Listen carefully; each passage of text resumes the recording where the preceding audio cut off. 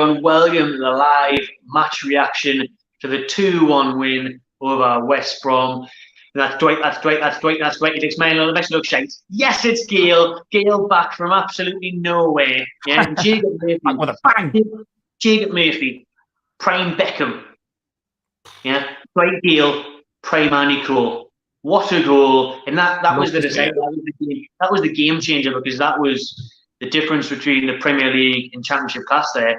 And I mean, we've said it before. I mean, Gayle looks amazing in the Championship. He was amazing for West Brom in the Championship. But that finish was incredible. The bullet header, the ball in by Jacob Murphy was phenomenal. And that was the difference. That was the final bit of class that would be looking for to separate both teams, because both teams throughout the game were just allowing each other to have the ball, not really doing much with it, having attempts, but not really causing many problems. And Gayle came off the bench and had one headed off the line from Phillips. He beat Johnston. Fair play to Brucey in terms of the substitutes today. Both of those were his subs. Both of them linked up well for the goal. Newcastle got off to a flyer. Couldn't ask for a better start. 20 seconds in, and we're taking the lead through Miggy Almiron. Great finish by Almiron as well. That was a good goal. Joelinton on Wilson. Nice little touches, build-up play. Oh, lovely ball by Joelinton through to Almiron.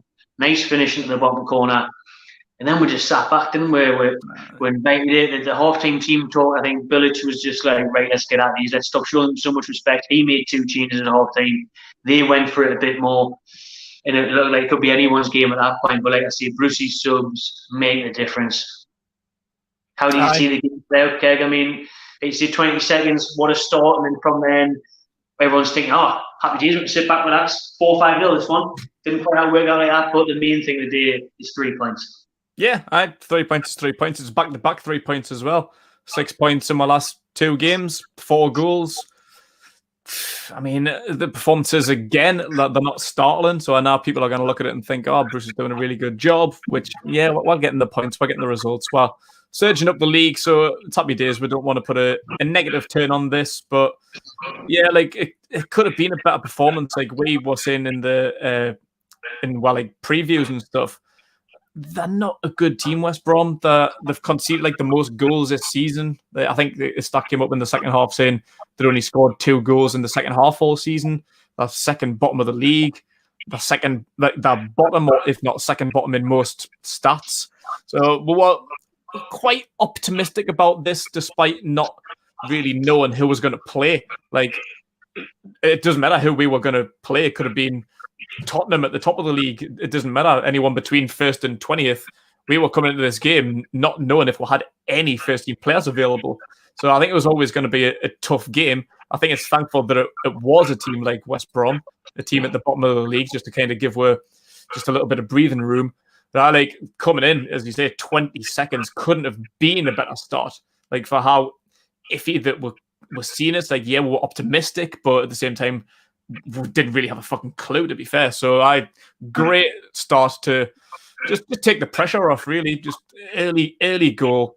And we kept honest. Like, I think we were saying, like, we just need to kill the game off early. Like, we were a better team by far in the first 20, 25 minutes.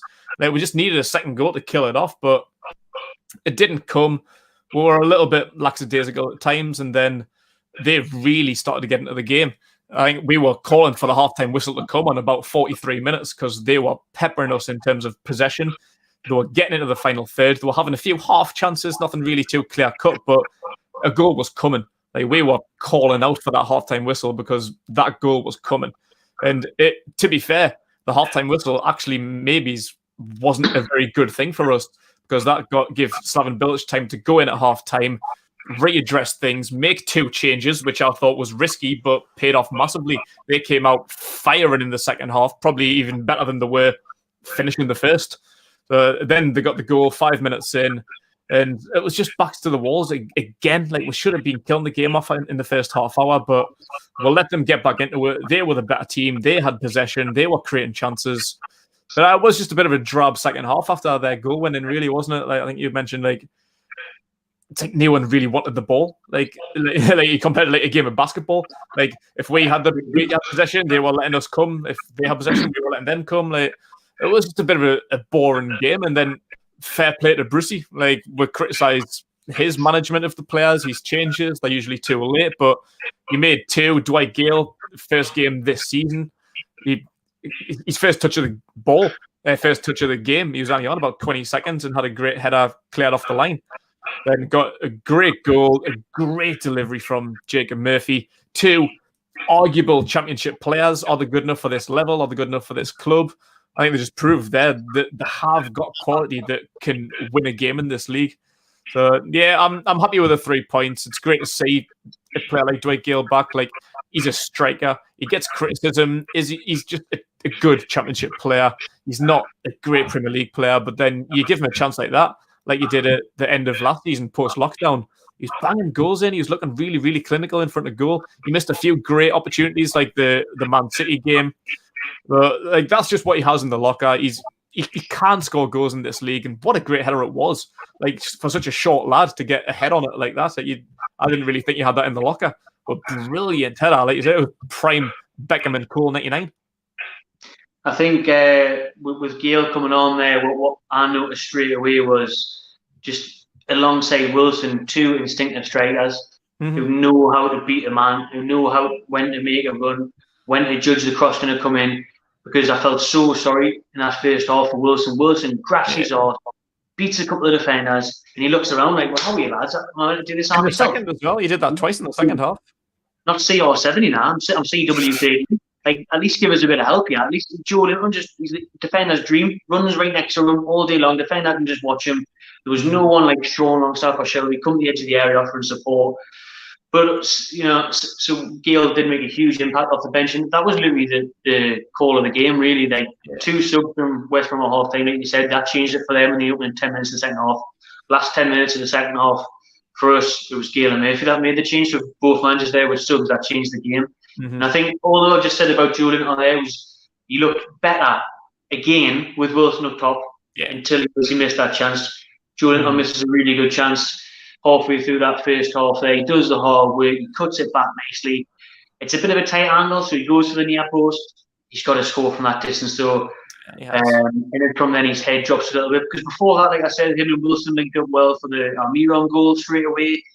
He looks so much more comfortable and confident, Julian, when he's got Callum Wilson up there where he's not the main man, the pressure on him scoring. But again, it's frustrating when he's not in that place to get the ball off Wilson or have that intuition to get into the box and score. That's when we know he's not a striker. But Gayle comes off there, makes a claim for it. Murphy again, he'll feel hard judged by after not keeping his place at right back with Kraft coming in, who I thought was poor. And goodness me, we'll go to the other side of the left back there, Jamal Lewis, for that goal with Furlong.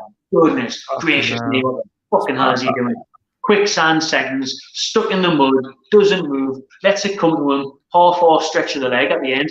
Furlong, he's coming flying in, toe punch the volley, but he must be thinking, how have I got on that? Where's the shout from Clark or Dahl or anyone, or where's Lewis? He's just ball watching. It's just really amateur pub league defending that, like ball watching, not even having any idea. You should know Furlong's going to be there. They were having a fucking UFC fight in the first half. You should have been aware where Furlong was going to be. Both of them could have been red carded if it went to VAR. Both of them were getting hands in each other's faces. That was it. That was a bit of a madness in the first half, wasn't it? And then how bad it was to concede that goal. I think that's a good point. I think that was maybe like a turning point in Jamal Lewis's head. I think that really, really got to him there. He was getting bear hugged. I thought he was going to get suplexed in the first half. It was just a lack of concentration. I think like maybe Furlong got in his head a little bit, but I think he couldn't have done anything with that. It was a long dipping cross. He had time to like reevaluate the situation and do something. I think he could have got his head on it. He could have attacked it with his head. He could have even cleared it with his right foot. But instead, he waited for it to get onto his preferred left foot. But again, it was like coming across his body. He had to like put his left foot across his body to try and like hook it out with the outside of his foot, when it would be much easier just to use his right foot or preferably his head.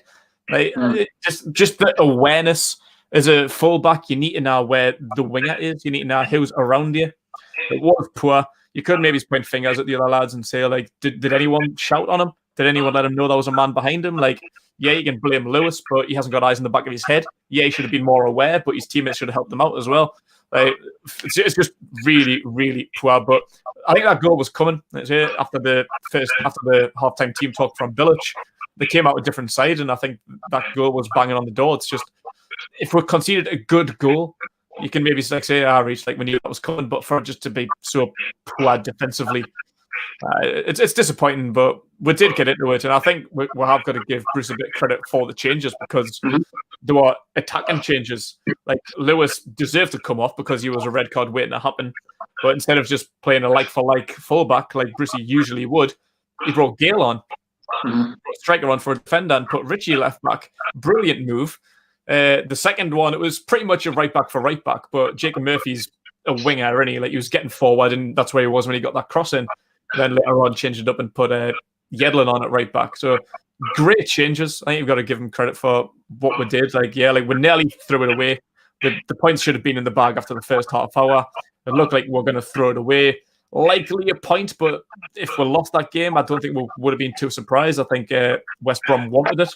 I think we needed it as much as anything, because they're going to be in danger this season. They're probably definitely going to get relegated. So if they could scrape 3 points out of a game that they were behind in after 20 seconds, that would have looked mint on Bilic. I think they really, really wanted it, but we made the changes at the right time. I think Brucey's got to get credit for that and come away with 3 points. I think Gayle's got to get huge credit, obviously, because he's the game changer. He gets the goal. He was a threat when he had one cleared off the line. But this is what I'm on about with Newcastle. That's wound me up for years. And this is why I think bringing maybe Jethro Williams back to give competition to Lewis, and when Wilson's came in, let's give competition to Jordan, and now with both of them firing, let's give competition to Dwight Gayle. Dwight Gayle came on the pitch there with 20 minutes ago and thought, right, now it is. I'm going to fucking change this game, and I'm going to give Bruce something to think about next week. Yeah. Next week, I want to be starting. And that's the thing with Newcastle. We've never had a good bench, or where you think the team normally picks itself, innit? The team normally picks itself, Newcastle. But now when players are on form and players are pushing, so Gayle's come on there, Brucey's got to be thinking, no, he scored there, he's made a difference, he's done more. He's made a claim for himself, just like Jacob Murphy did. Jacob Murphy did when he came in the cup. He came in and got the draw against Wolves. It's these players that, to be fair, them are showing hunger and wanting to start, and that's good to have in the squad. Great, and it is a huge 3 points, because we'll go to Leeds on Wednesday, Fulham next week, and then we've got the Christmas period against the best teams in the league, City and Liverpool. So big 3 points today, especially when we didn't know who was going to be playing. We've had the outbreak at the training ground. We had one fit centre back. So all in all, a good day at the office for the Mags. Yeah, happy enough. Let's say the performance wasn't great for the majority of us, almost letting a relegation candidate team almost come back from where. But as I say, back-to-back wins. Got to take it as it is in this league. Definitely have. Thanks very much, everyone, for tuning in. Keep the comments coming in. I'll reply to them after the game. Subscribe to Magpie Channel TV and enjoy yourself.